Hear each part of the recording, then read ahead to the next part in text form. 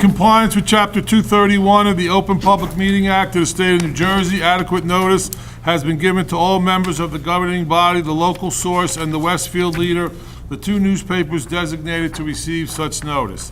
This notice is also posted on the Borough Hall bulletin board. Let's stand for an invocation from Councilwoman Andre. Dear God, thank you for bringing us together safely as a community this evening. Please continue to look over our police department, our fire department, our rescue squad, our community, our friends, and our family. Amen. Amen. I pledge allegiance to the flag of the United States of America and to the republic for which it stands, one nation, under God, indivisible, with liberty and justice for all. Okay, let's start with a roll call, Martha. Councilwoman Andre? Here. Councilman Dierkes? Here. Councilwoman Fitzpatrick? Here. Councilman Messler? Here. Councilman Mortimer? Here. Councilman Turner? Here. Next, we have the approval of the minutes of the regular and executive session meetings on June 19th, 2018. We have a motion to approve? Second. Motion and a second. Poll the council. Councilwoman Andre? Yes. Councilman Dierkes? Yes. Councilwoman Fitzpatrick? Yes. Councilman Messler? Yes. Councilman Mortimer? Yes. Councilman Turner? Yes. Next, we have the approval of the minutes of the work session of July 3rd, 2018. So moved. Second. We have a motion, we have a second. Poll the council. Councilwoman Andre? Yes. Yes. Abstain? Yes. Yes. Yes. Next, we'll start with the resolution. We have Resolution 85-2018. Deanna? This resolution approves the Director of Recreation, Frank Mazzella, to make an application to the County of Union 2018 Kids Recreation Trust Fund for field improvements and a new lighting detection system in the amount of $77,000, with the entire project a matching grants program to the borough in the amount of $38,500. We have a motion. Do we have a second? Second. Poll the council, please. Councilwoman Andre? Yes. Councilman Dierkes? Yes. Councilwoman Fitzpatrick? Yes. Councilman Messler? Yes. Councilman Mortimer? Yes. Councilman Turner? Yes. Next, we have Resolution 86-2018. Glenn? This resolution renews the authorization of the Mountainside Mayor and Borough Clerk to execute an agreement with the County of Union to modify the cooperative agreement dated June 2014 and amended in July 2017 under the Community Development Block Grant Program, and to continue said program on behalf of the Borough of Mountainside under NJSA 40A:65-1. We have a motion. Do we have a second? Second. Poll the council, please. Councilwoman Andre? Yes. Councilman Dierkes? Yes. Councilwoman Fitzpatrick? Yes. Councilman Messler? Yes. Councilman Mortimer? Yes. Councilman Turner? Yes. Next, we have Resolution 87-2018. Wendy? Having already approved the 2018 budget for this resolution as allowed by law under NJSA 40A:4-87, will authorize the borough's Chief Financial Officer, Jill Good, to insert the following amounts for the listed items. 1, 2017 DOT Safe Corridor Grant in the amount of $5,642.65. 2, Clean Communities Grant, $14,353.24. So, second. We have a motion. We have a second. Poll the council, please. Councilwoman Andre? Yes. Councilman Dierkes? Yes. Councilwoman Fitzpatrick? Yes. Councilman Messler? Yes. Councilman Mortimer? Yes. Councilman Turner? Yes. Next, we have Resolution 88-2018. Bob, you want to take care of that? Yes, following the receipt of one bid for the contract of snow and ice removal services for 2018 to 2021 winter seasons, this resolution will approve the contract with LaFerrere Construction Planners, New Jersey. So moved. Second. We have a motion. We have a second. Poll the council, please. Councilwoman Andre? Yes. Councilman Dierkes? Yes. Councilwoman Fitzpatrick? Yes. Councilman Messler? Yes. Councilman Mortimer? Yes. Councilman Turner? Yes. Okay, next we have Resolution 89-2018. Renee? Having ended our present recycling contracts, this resolution will authorize Borough Clerk Martha Lopez to advertise for bids for a 2019 recycling contract under the specifications designed by Public Works Director Ronald Romack and reviewed by Borough Attorney John Post, Esquire. We have a motion. Second. Do we have a second? Poll the council. Councilwoman Andre? Yes. Councilman Dierkes, Yes. Councilwoman Fitch Cackamo, Yes. Councilman Messler. Yes. Councilman Mortimer, Yes. Councilman Turner. Yes. Next, we have Resolution 90-2018. Glenn? Having previously approved a tax sale lien redemption for Block 5.09, Lot 1 in Resolution 46-2018, and that the final judgment of approval by the Superior Court of Union determined that redemption of that resolution be rescinded and that the amount be paid to Christie Investments, LLC, Newark, New Jersey, for the completed redemption of said lien, and this resolution will authorize the Borough Chief Financial Officer Jill Good to issue that refund in the amount of $199,688.52. We have a motion, we have a second. Second? Second. Poll the council, please.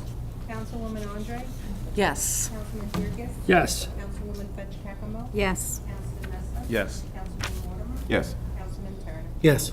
Next, we have Resolution 91-2018. This resolution will authorize the appointment of Abruzzi, McDermott, Mastro, and Murphy, P.C. as Borough Labor Attorneys under NJSA 40A:11-2. Second. We have a motion, we have a second. Poll the council. Councilwoman Andre, Yes. Councilman Dierkes, Yes. Councilwoman Fitch Cackamo, Yes. Councilman Messler. Yes. Councilman Mortimer, Yes. Councilman Turner. Yes. Next, we have Resolution 92-2018. Bob? Yes, I'm sorry.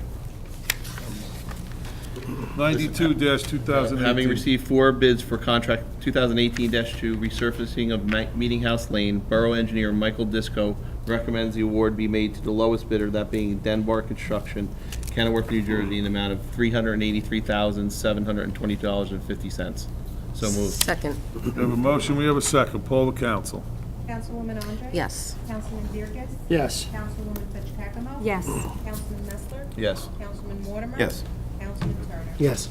Next, we have Resolution 93-2018, which is a resolution authorizing the execution of the redevelopment agreement on the Barnes track. And I'm going to read it. It's a little long, but I'm going to read it. Whereas the local redevelopment and housing law, NJSA 40A-12A-1 et seq., as amended from time to time, authorizes municipalities to determine whether certain parcels of land in the municipality constitute areas in need of redevelopment as defined by the Act.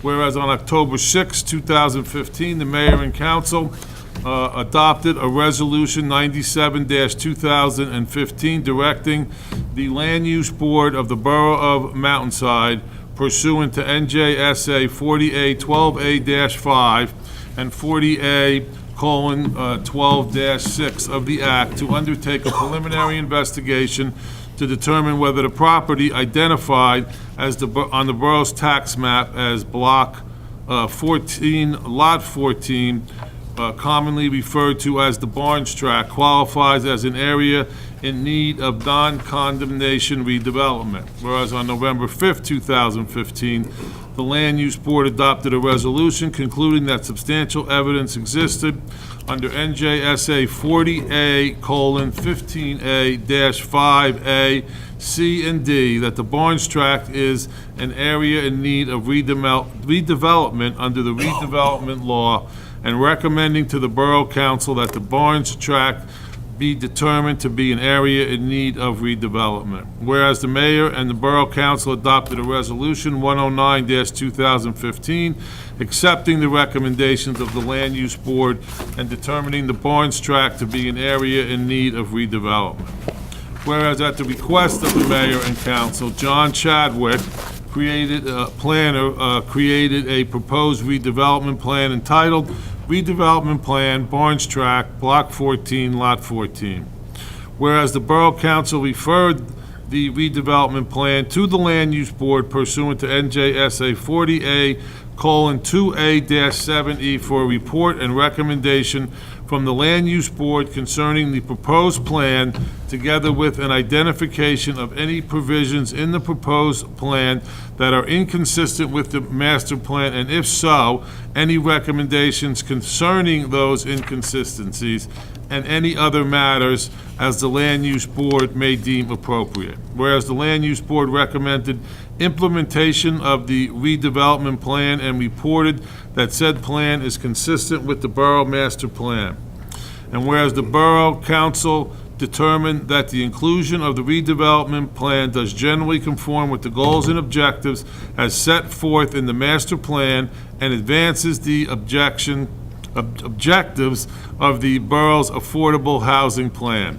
Whereas on December 29th, 2015, the Borough Council adopted an ordinance 1240-2015 that adopted the redevelopment plan.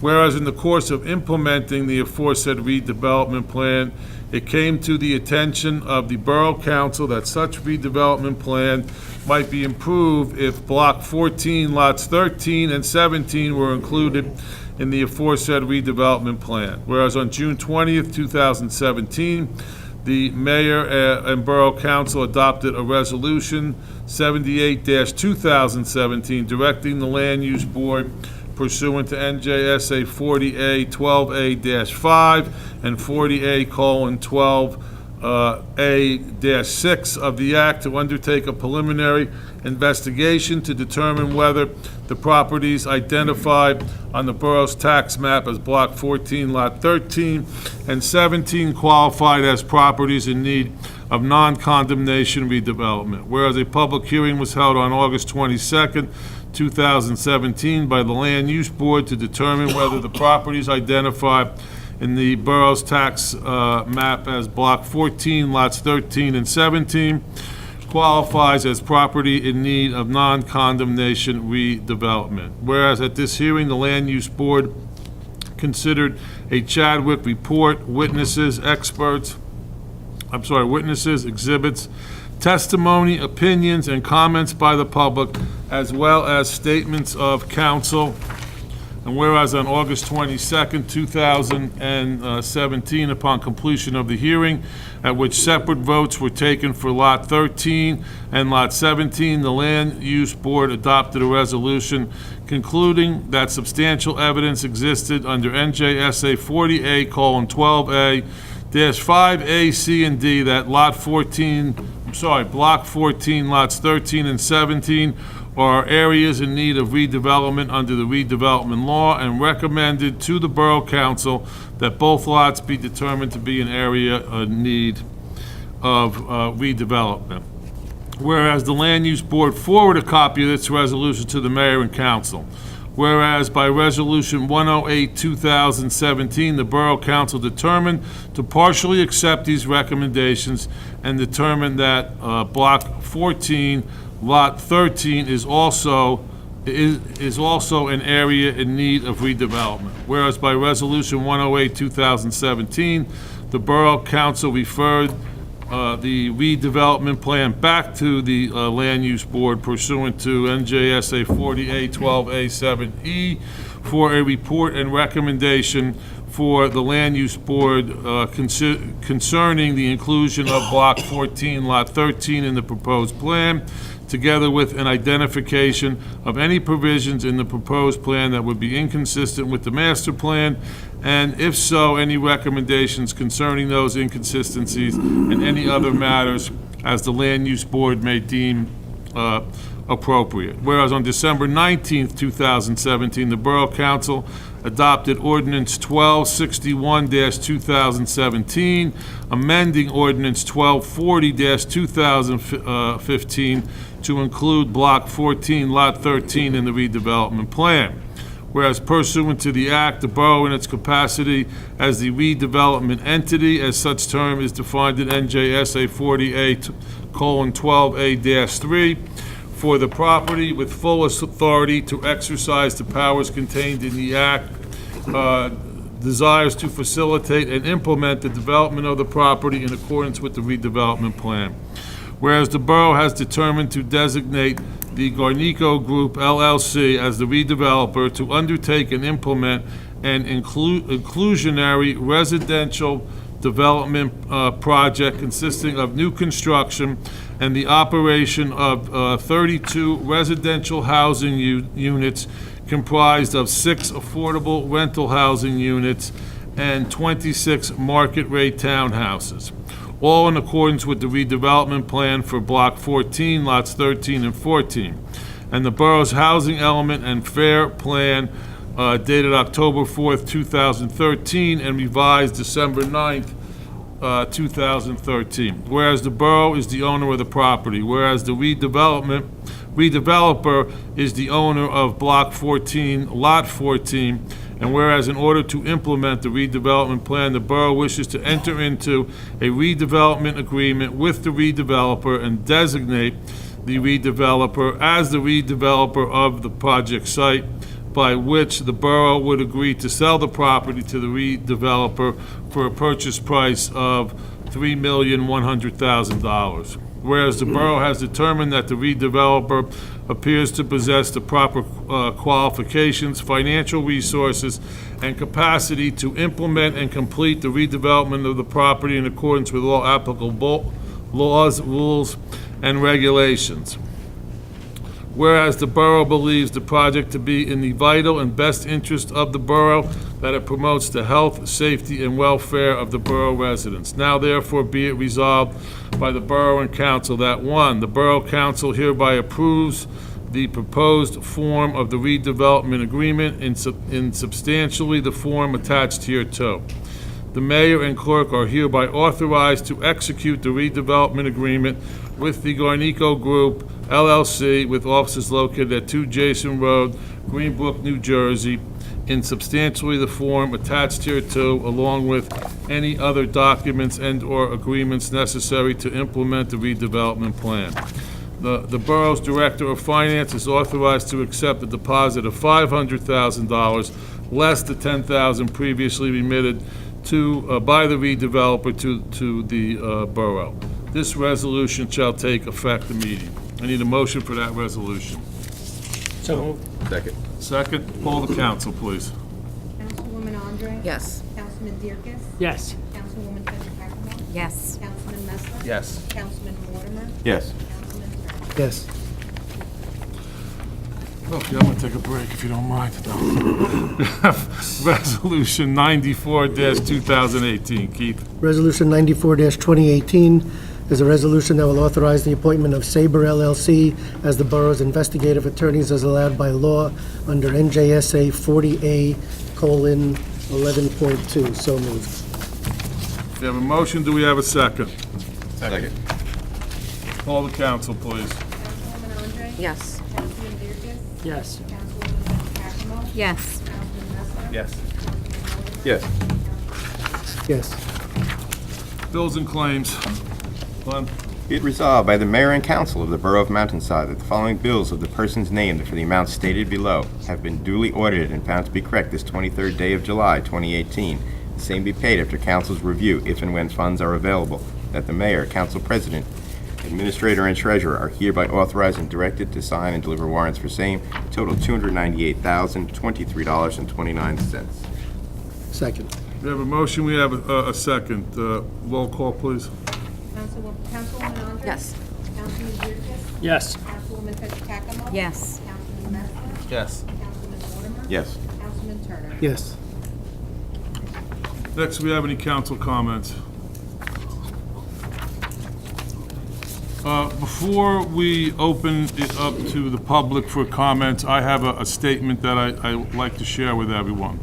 And this concerns the lawsuit. We appreciate the concern and understanding the community has shown regarding allegations surrounding the police department and to our need to comply with the limitations imposed by a lawsuit. As is typical in legal proceeding, obtaining results can take longer than anticipated. But tonight, we can share the following updates. The borough has filed disciplinary charges against Lieutenant Thomas Murphy, and he has been suspended without pay effective July 13th. This decision was the direct result of the review conducted by the former Assistant U.S. Attorney William Maderer.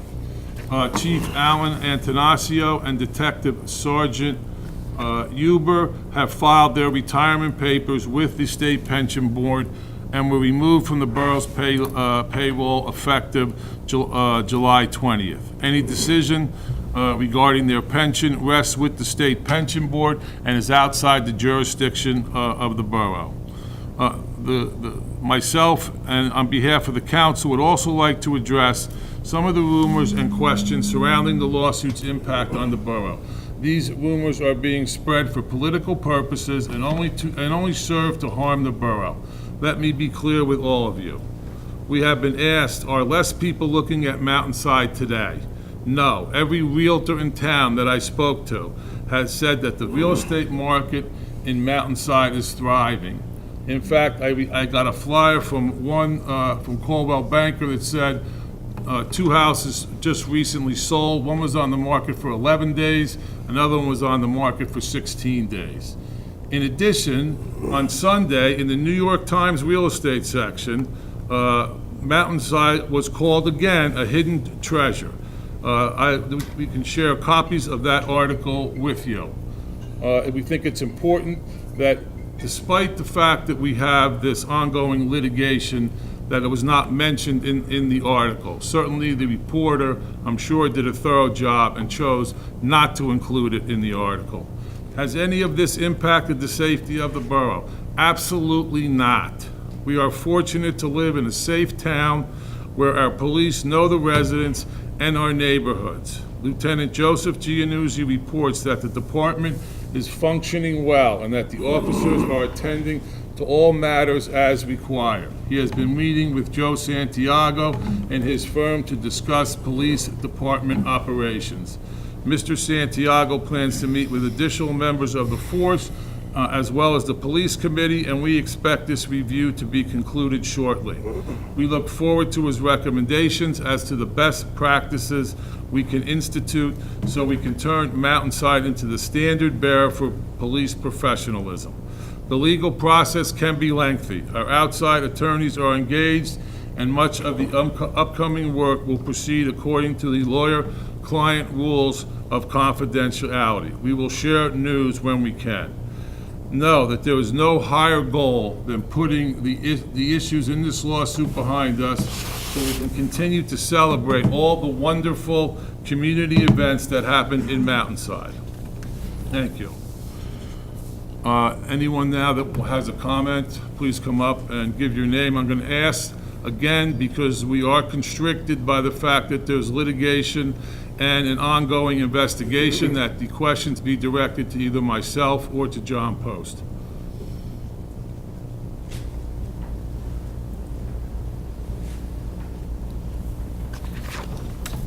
Evening, my name is Daniela Fabes. I live on Mountain View Drive, and my name is Daniela Fabes, and my question is, you mentioned that the announcements you've made, the actions were as a result of the Mater investigation. So are we to assume that the investigation has been completely concluded at this point? At this point, his part of the investigation has been concluded, unless we come across something where we might want to have him reopen his investigation. That's correct. So could you share with us what the scope of the investigation was? I can't at this time because the officer, Lieutenant Murphy, is requesting a hearing in connection with that report, and until the results of that, and because of the results of that hearing deal with personnel, it's confidential at this point. Okay. I mean, my question really goes to, there were members of this council who were also named in the complaint, and I was wondering if the Mater investigation just stopped at the police or it went broader than that as to who knew what when. The Mater investigation focused on the conduct of Lieutenant Murphy. Okay. So in other words, it was just the police department, nothing beyond the police department. It had to do with Lieutenant Murphy. Okay, thank you.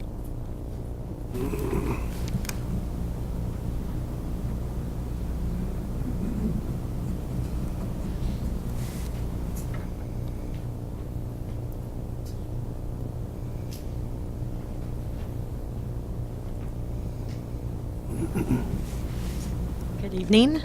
Genevieve Cooper, 125 Knightsbridge Road.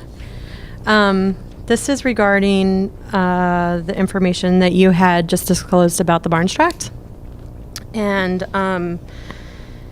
the authorization to enter into agreement for the sale of the Barnes Tract. Why is that just happening now as opposed to? That's why, I don't mean to interrupt you, but that's No, that's why I fine. read the whole resolution. It started back in 2015. We had to go back and forth between the planning board and the borough council. At every step, the planning board checks to make sure things are consistent with the master plan.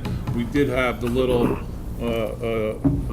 development with the other two lots that we chose to include. And then after hearings, we decided only to have the one additional lot, I think it's lot 13, that was on Mountain Avenue. And going back and forth of all of the legal requirements that we had to fulfill, that's why we're entering into the agreement tonight. Okay.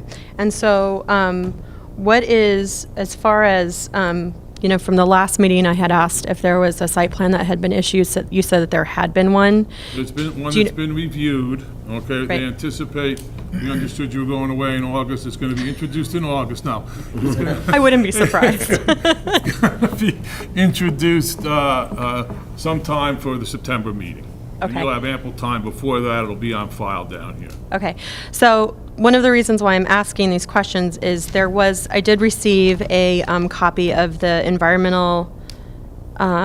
the State of New Jersey Department of Environmental Protection, the survey that was done to see if there were wetlands that could be affected by the development of this area, and there are. I believe at the last meeting you had said that you weren't aware of any. No. You had indicated at the last meeting that there was some I had asked if there environmental was. issues, and the only environmental issues were that there is some wetlands that have been delineated, and the project will not impact any of the wetlands. There'll be proper buffers in accordance with all the wetlands regulations. Okay, so is there somebody on this council that is reviewing or within the borough that is reviewing the site plan against the plans of the wetlands that are associated with that area to make sure that there are sufficient? Yes, the borough engineer has to do that, and they also have to certify the plans with DEP. So they actually have to say that the plans are in compliance with their regulations. And if there's any non-compliance or area that wants to be developed outside of that, there are special permits that or applications that need to be submitted, correct? Correct. To your knowledge, do you know if any applications have been The submitted? only application is to build in accordance with all the regulations, showing the wetlands delineation and what the buffers are. So there's absolutely no chance that this builder is going, or that the town is going to build with any parameter of those wetlands? Can't. Well, I mean, that's, We can't. And well, that's not what we happened won't on allow it. Alpine. Okay. Okay. So, all right. And then the other thing that I found interesting, and just to bring to your attention, I don't know if this is like who I can direct this to, but this survey notes that there are 16 properties within the 200-foot distance between the property, the Barnes Tract redevelopment area, and that property. And it's interesting that all of my neighbors, including those behind me on New Providence Road, are included, but I am not included. That's a function of the So- tax assessor. They issue the list. Just to bring it to your attention. I'm sure we will give you notice that when it's going to happen, you certainly will know. I'll know. And then the other thing that I wanted to ask separately from the Barnes Tract was the professional services contract. So these are labor attorneys. Can you tell me a little bit more about that, why we're using them, and was there a retainer that was given to this law firm? John, you want to answer that? The first resolution on tonight's agenda involved the Abrazizi and McDermott firm. Yes. That is the firm that for years has handled police disciplinary matters and Has it been for the borough or other areas? for the borough. Okay. And then the second one was for Mr. Mader's law firm. He conducted the investigation that was earlier referred to. Okay. So this is just a renewal, this professional services contract? This isn't a new contract? The Maderer contract is a new contract, No, the Aprozi but the McDermott. Abrazizi and McDermott contract is a contract for the current year, but it's a firm that's been retained for many, many years. by the Okay. borough. Did we have to provide them with any sort of retainer? We don't provide them with a We report. don't, okay. And then the other thing I wanted to ask was, for your resolution 86-2018 for the CDBG program, what is the, just have a question on what the Clean Communities grant for $14,000 is. Is that something that's awarded to somebody in the borough? Is that something that's awarded to us? It's awarded to the borough. Okay. I think it has to do, it funds it the is. clean community. It takes care of 3 items. Our senior coordinator, it partially funds her salary. The senior handyman, as well as the senior bus driver, partially funds all of them. And the $14,000 is a shared Okay. grant that the county gives us that amount, and we have to come up with that amount. Okay, all right, thank you.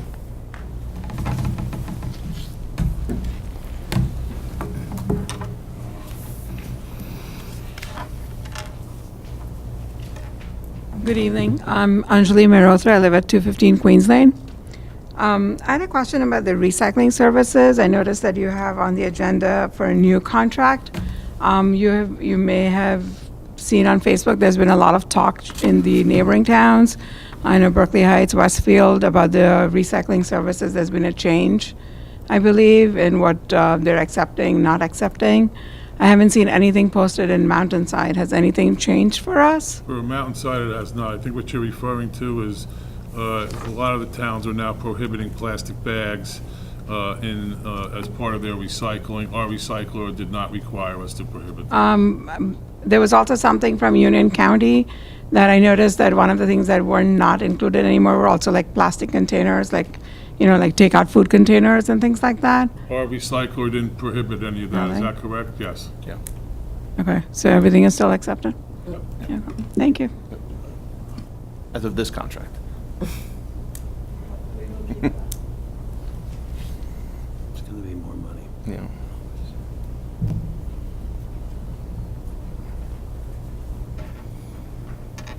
Good evening. Ileana Montes, 220 Kings Court.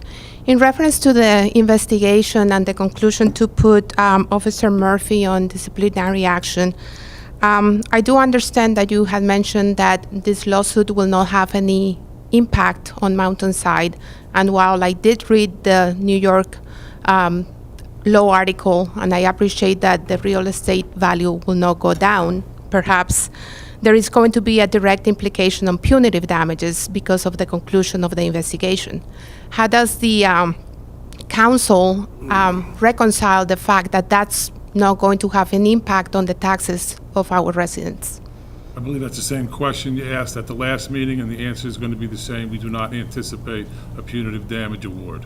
But I did ask the same question. That was a month and a half ago, before the investigation and before the conclusion.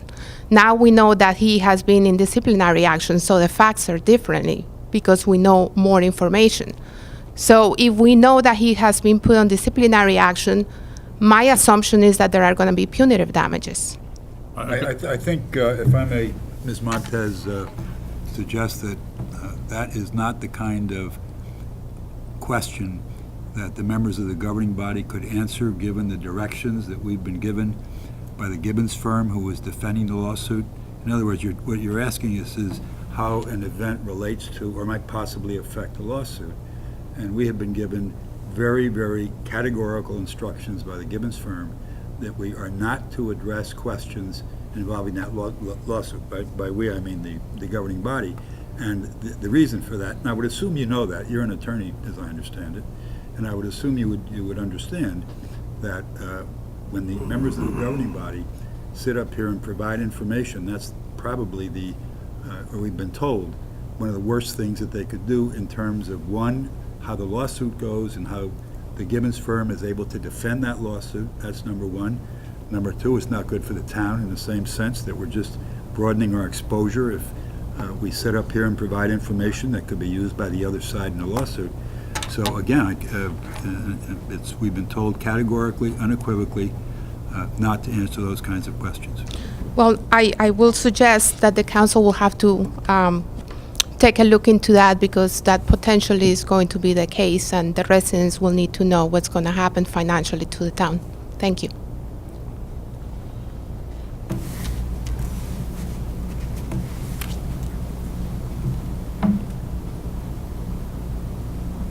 Any other comments?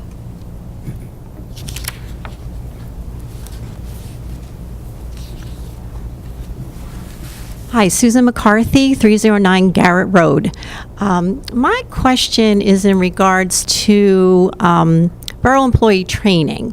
I'm a public school employee, and my husband actually works in a corporate office, and we're both required annually to participate in mandatory training in areas of ethics, discrimination, sexual harassment, hostile work environment issues. What have you provided for your employees in the past? And of course, this includes the police department. Are you, bound as we are in the public school setting to take these, to provide these types of trainings? And if not, what are you planning to do going forward so that these types of situations can be avoided in the future? Jim, you want to answer that? Yes, we have mandatory training, you're absolutely right, by the Joint Insurance Fund, which we're a member of.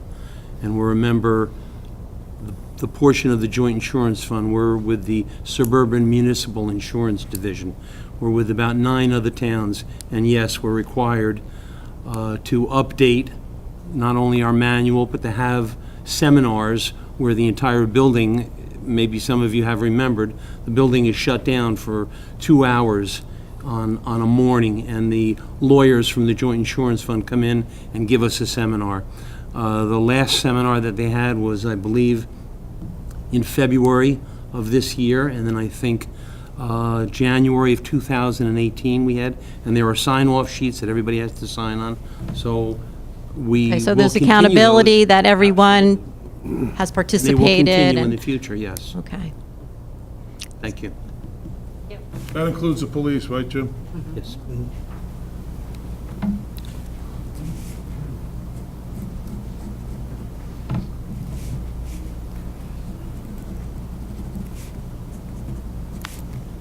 My name is Liz Truman. I live at 355 Cherry Hill Road.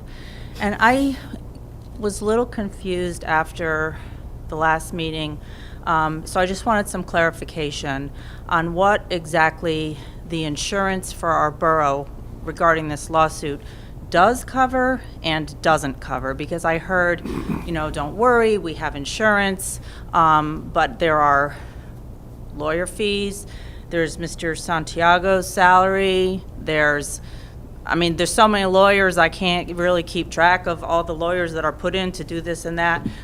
There's potential punitive damages, can you let me know what the insurance covers and what it doesn't cover that might be fees related to the lawsuit? As I indicated during our last public meeting, the insurance policy does not cover punitive damages. That is not unique to our insurance policy. That's a... Can you speak up into the mic, please? Sure. Can you hear me better now? Mm-hmm. I can hear you. Fine. I'm going to go back and start right at the beginning. The question had to do with a description of the insurance coverage that's available to the borough in connection with the pending Stinner lawsuit. And what is covered, what isn't. I indicated that, as I mentioned during our last public meeting, punitive damages are not covered by that insurance policy. That is nothing unusual.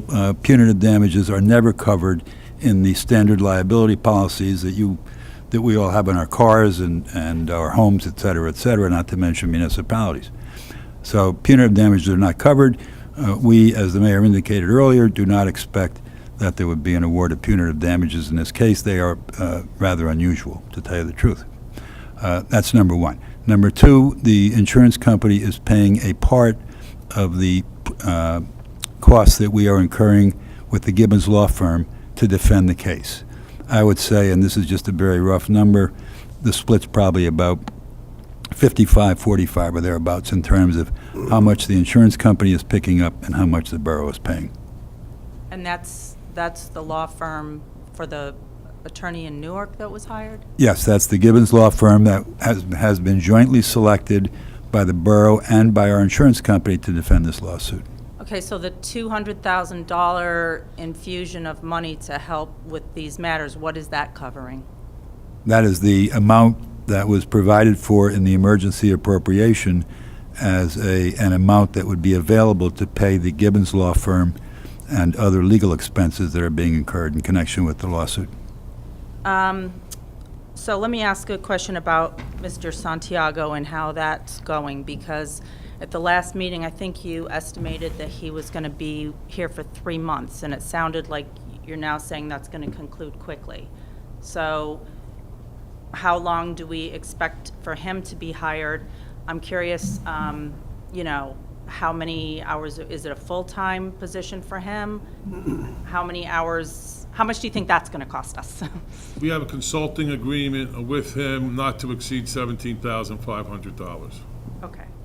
And that's not covered by our insurance policy, And by the way. that's not That's not a covered So the expense. $200,000 is helping to pay for that? Yes.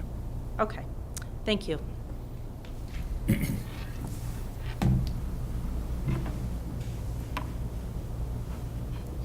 evening. Carmen Mendio, I'm a Mountainside resident. So just to follow up on her question, sir, is there a way that we can get a copy of that document that you're referring to that indicates that the insurance company is going to pay some of the bill?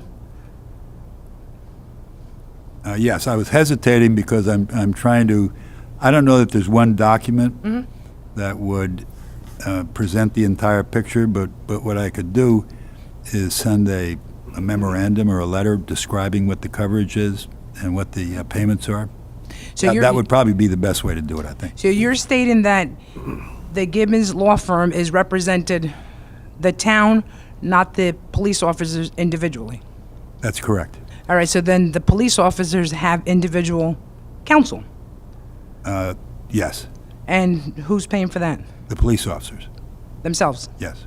Okay, so to that point, how many police officers, and again, we have, and I have been a longtime resident of Mountainside, and I truly believe that a percentage or a good percentage of the police department is good. So that being said, there had been knowledge or information provided to the council indicating that these ongoing incidents were going on. What happened, what have we kept, what police officers have been kept from this lawsuit? Have they been transferred, or are they suspended without pay? I mean, we're obviously concerned about our taxes. Well, as the mayor indicated in his comments, one police officer is the subject of disciplinary proceedings. Correct. That's Lieutenant Murphy. And then 2 officers have retired. But you didn't answer my question. So the one that's subject to discipline, is he being paid? And he was suspended without pay Without pay. effective July 13th. All right, and is there a gentleman that's now moved over to the administrator's office? Is there somebody that's working there that was a police officer? Debbie? You're talking about former correct. Chief Debbie? Yeah. Yes. Yes. Yes. Okay. Your question, I'm sorry? What's the question? Okay, so you moved over from, No, I've been there. I've been town administrator for 19 years. okay. Yeah. Were you part of the lawsuit that was filed? My name is in the complaint, but I'm not a defendant, yes. Okay, so you just moved over to, I mean, it's costing us, my concern is that, Never moved over, let I me was finish, okay. My concern is that there had been prior knowledge. We should have been proactive instead of reactive. I think a lot of you people, about a year ago, there was an attorney that came here and spoke about what was going on. Nobody took action. Nobody said anything. Nobody did anything. There was no training. There was nothing going on outside of hush, hush, hush, hush. Now it's costing, let me finish. I got it, Jim. Now it's costing us a lot of money, okay? And our taxes are tremendously high. Not to mention that in March, we had a storm. And I didn't see anybody from you guys going around to say, and asking, knocking on doors to say, hey, you know, are you okay? Do you guys, we didn't have any electricity or power for 4 days. Nobody cleaned the branches. Nobody did anything. So it's like an absentee council and staff. I don't understand. Ma'am, that's absolutely not true. We were totally, wait a minute, we were totally, Don't. totally. If you want to respond to me, Wait a say, minute, you you know. can address your question to me, because what you said is completely inaccurate. Did I see you riding around, sir? I was riding around, yes, I was, with Okay. our superintendent of public works, checking on the streets, checking on the branches. We were around every single day. We had a priority list of what had to be Through cleared. every street to Mountainside? Most of the streets. I didn't go Okay. through every single street, but I got reports from every single street. We were not an absentee council. We were totally on top of it. I was on conference calls with JCP&L and PSE&G about when we were going to get our power back. I was on them every single day. I did not have power. You know, to this day, you drive around and you see the branches that are lingering on the telephone lines and all the If lines. you know of any that are lingering, please let I us do, know. but here's We'll the take problem, care sir. of it. Let me finish. Don't make accusations that are not true. They are true. And let me finish. I've taken pictures. I can come and see you at your office. fine. So the next one, did you know that behind the 7-Eleven yesterday, because of the storm and the winds, there was a tree that fell? So to my point that there are branches lingering on all the the lines of the telephone, we're going to have a lot of problems. Nobody's going around to, and then you call the department here, and what do you get? You get sarcasm, you're bullied on the telephone, and you say, don't call again. So we have problems. Not true. Not true. It's true. It's true, sir. Completely. I mean, unless you want me to start recording the conversations and come in here, it's true. You Don't. complain about high taxes, then tell us you want all the trees taken But you care can't have service that says, don't call me unless, don't call. No, Don't call. We can't have that kind of service. of. Turn the call to a gentleman. All right, thank you for your time. All the calls are returned. Thank you.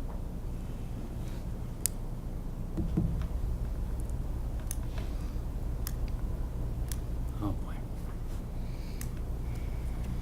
Good evening. Jim Hewitt, 1351 Wood Valley Road.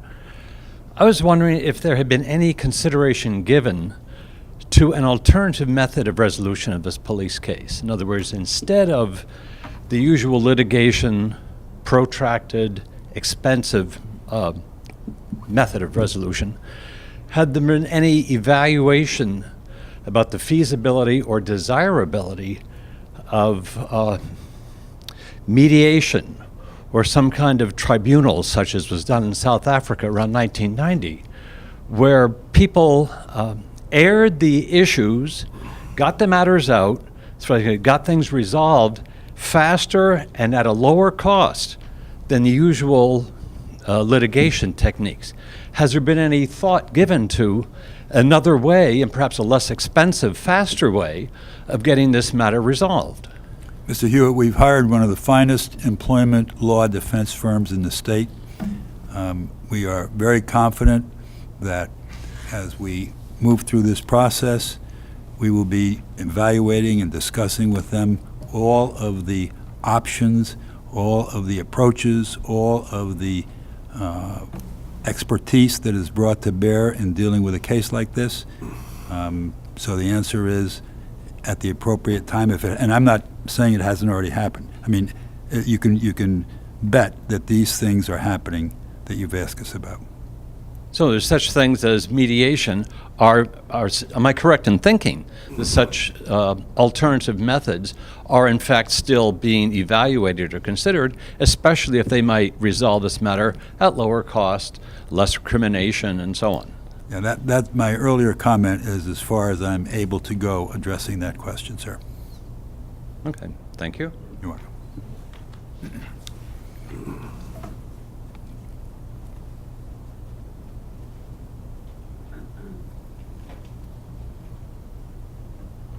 I know, you forgot to ask me about the traffic study. So, well, yeah. I'm sorry. I'm actually going to bridge both hot topics of the council meeting tonight. So, Genevieve Cooper, 125 Knightsbridge, and I get we're receiving a $500,000 down payment, right, against the Barnes Tract. Has the money or any of the money from the sale of the Barnes Tract been earmarked for anything significant for the borough in town as of yet? We have not made any formal discussions or decisions about what to do with that money. We don't have it yet, so once we get it, I'm sure there'll be an open discussion with the residents and among council as to what we want to do with it. We probably want to make some kind of investment back in Mountainside. So can we, many of the residents that I've spoken here, including myself, do have concerns about the cost of the legal fees and how that could impact taxes. Could we have some sort of assurance that you would consider using part of that money towards the cost of the legal fees and any other issues that arise from the Barnes Tract to this fund? I can repeat what I said the last time, that we will certainly be fiscally responsible in, number one, keeping your taxes down, and if we can, keep them at as low an increase as possible, and we will do that within the constraints of the budget. At this time, I don't think we need to commit any of the money coming from the Barnes tract to help pay for our legal fees. If that should change in the future, then we will certainly present that to the town. But right now, I believe that we can, within our budget and acting fiscally responsible, we can cover the legal fees. Wasn't the resolution that was passed in the meeting from last month, the $200,000, that was something that was outside of last year's appointed budget, correct? Outside of this budget. This year's appointed We can use budget. those funds to help be fiscally responsible and pay for the legal fees without increasing your taxes as a result. Okay. All right, thanks.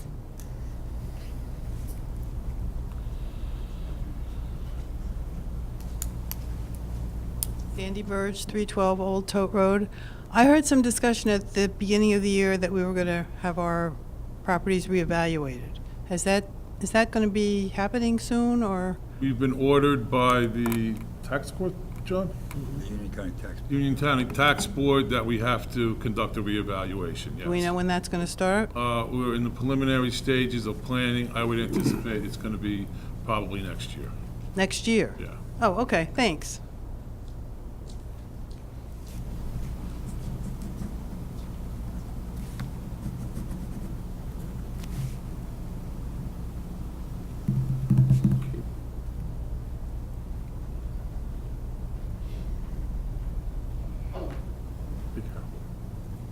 Gary White, 289 Old Tote Road. I would just like, you don't need any vindication of what you guys did on the winter storm, but I would like to say I live across the street from the borough administrator and have lived there for the last 30 years, and that man was never home during that winter storm. Thank you, Dan. He was never home. I went over, he could tell you, I went over and shoveled his and snowblowed his property because he was out. You were out. Ron Romack was out. Keith Turner was out. I saw all you people, okay? And so for anybody to come up here and stand up and accuse you of not being out there, BS, because you were out there and you were doing what you needed to do for this town, and I can personally attest to that. All right, Jimmy, you don't owe me any money for snow plowing. Thank you. Thanks, Gary.